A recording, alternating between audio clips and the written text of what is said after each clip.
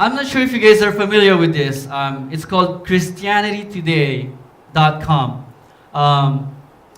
This is a Christian magazine that was founded by the late Billy Graham in 1956. It's to give voice to the evangelical movement. So this is so it started as a magazine, and now they have a website. And I was searching for reasons why people are not involved in our church, basically in church in general. And the reasons that they have there, based on their 2014 publication, which is about 4 years ago, the reasons why people are not involved in your church or in Christian church, first reason they have is some people feel useless. Some feel that they don't have anything significant to offer in ministry.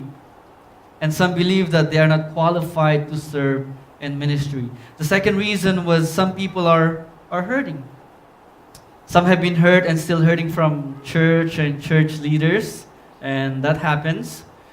And because of the bad breakups from previous church, they don't feel like getting involved or very hesitant.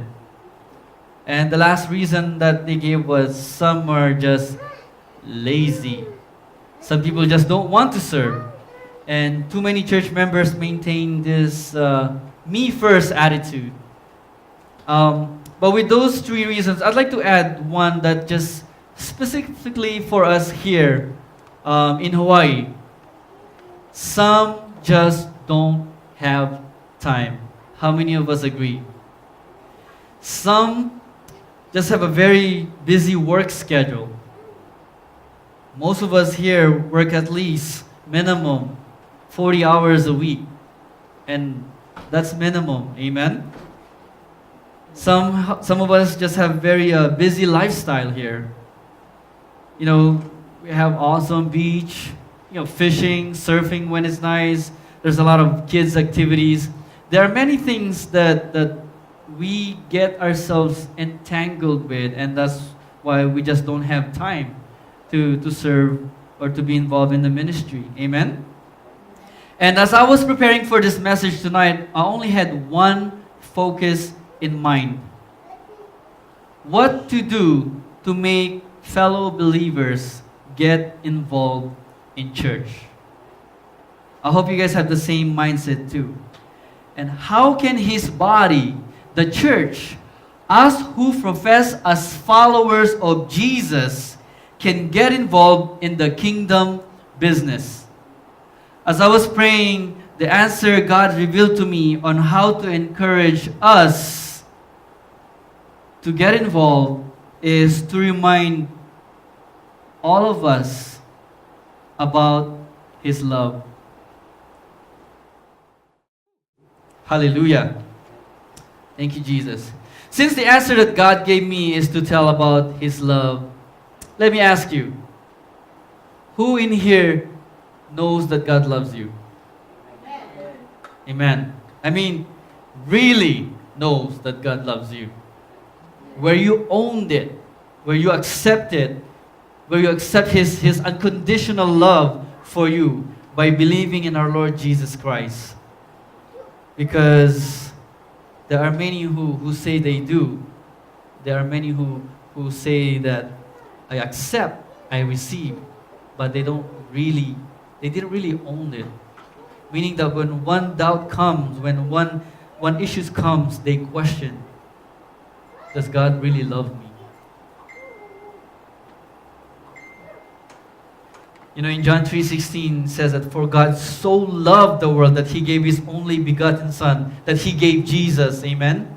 That whosoever believe in Him should not perish, but have everlasting life. I know most of us here already own that truth, amen?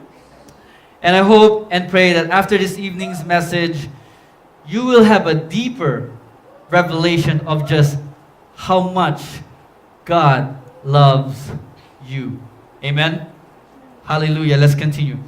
After I received the answer to my prayer, my mind immediately went to my B of S, Bank of Scriptures, located here in my mind and here, my heart. Let me elaborate about my Bank of Scriptures, my B of S.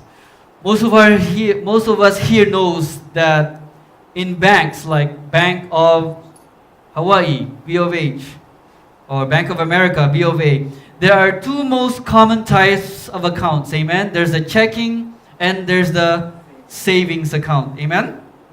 Checking is a type of account where your cash flows in and out and don't usually stay there. If you do online payments, you usually use this account. Amen. Your checking account. Savings, on the other hand, is your account where your money stay and grow gradually. Gradually. It's where you want to put your money when you know you want to keep it for a long time. Amen? And when you love to shop or have kids or have significant others that you want to please, then you need to pray extra hard for that savings to grow. Amen? In my B of S, my Bank of Scriptures, my checking accounts are scriptures that are in my mind. It usually consists of scriptures that I recently heard of or just read. Like when we do our Bible studies, those are just that goes in and just goes in and out. But just like what's on our checking account, it doesn't really stay there. It doesn't stay there. And for most part, I would only remember keywords or phrases. How many of us can relate to this? Where we want to share our Lord Jesus but can't remember exactly where in the Bible. And we end up saying, it's in there. Amen. It's in here somewhere. Amen? Amen? Because we remember the key phrases. Again, those are the things that we stored in our mind, the checking account. So back to my B of S. My savings account are scriptures that are deposited or planted in my heart. You know, there are scriptures that I always meditate on and do my best to remember them because I know I need to have it locked in here and need it to grow in here. Amen? Amen. Like savings account that grows interest, it will only grow if it remains in here. Thank you, Jesus. These scriptures are often referred to as life verse. Have you guys heard of life verse? These are scriptures that give you strength and peace of mind as you continue to follow God. Amen? Amen. All of us should have our own verse or verses. Amen? And if possible, include John 3:16 there, if it's not already in there, in here, in your heart. Amen? In your savings account.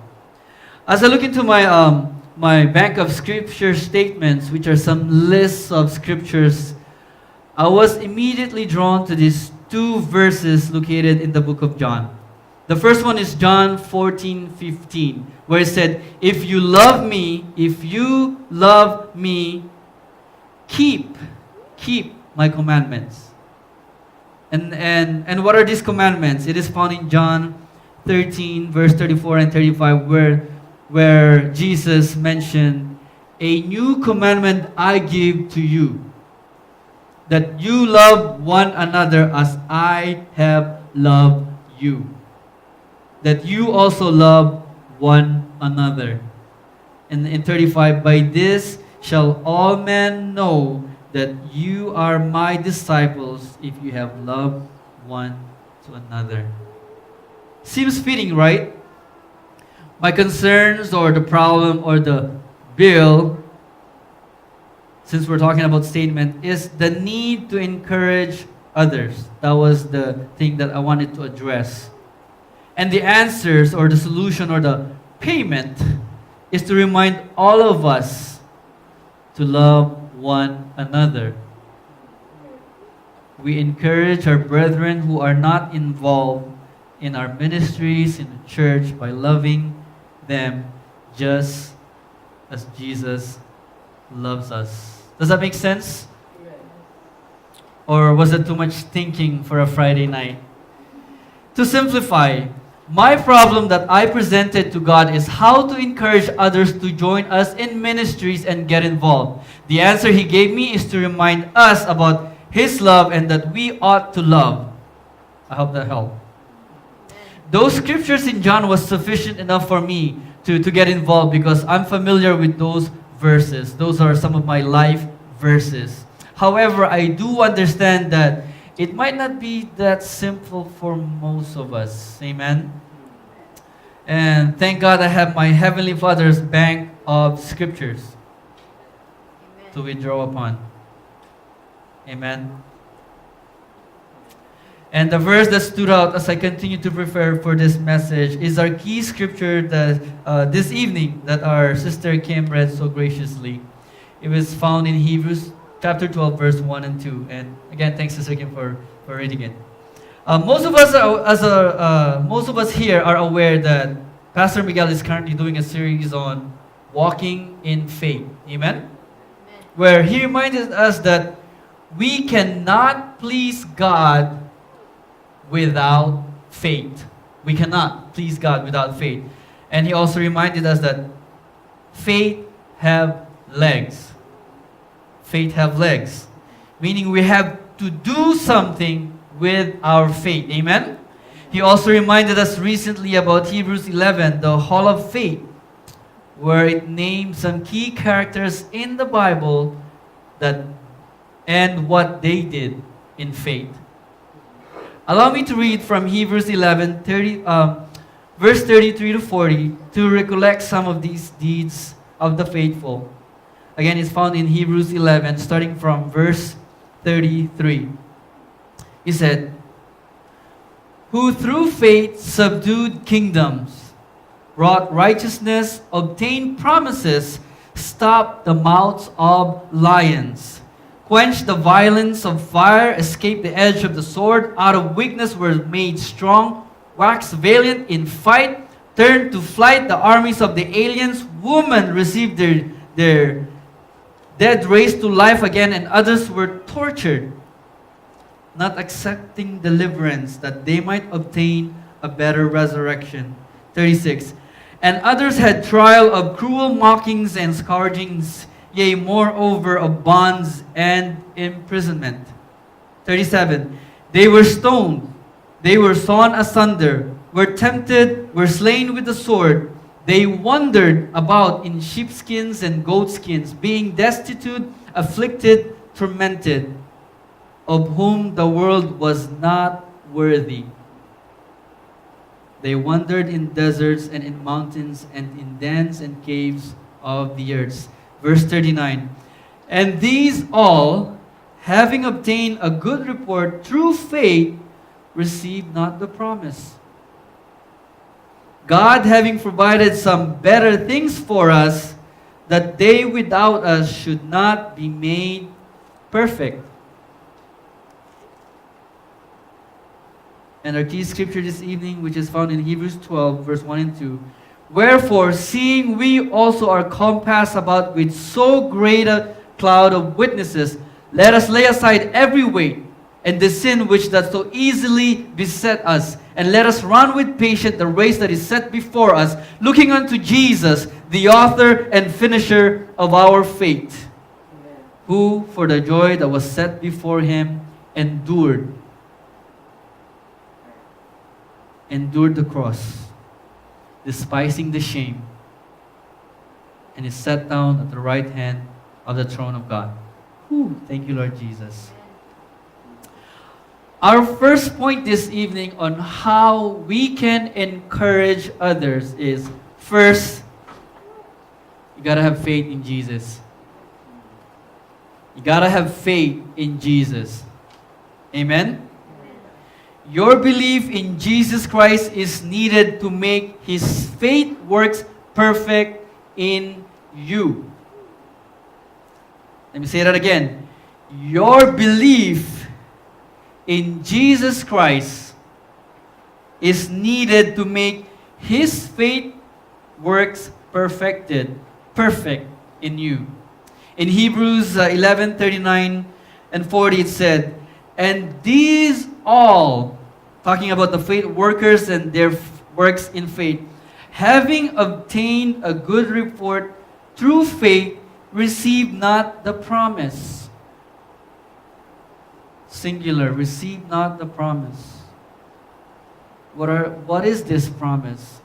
Church, the promise is the seed that Sister Jenny mentioned. Amen? That promise is the ruler that will come out of David's lineage. The seed is the Messiah.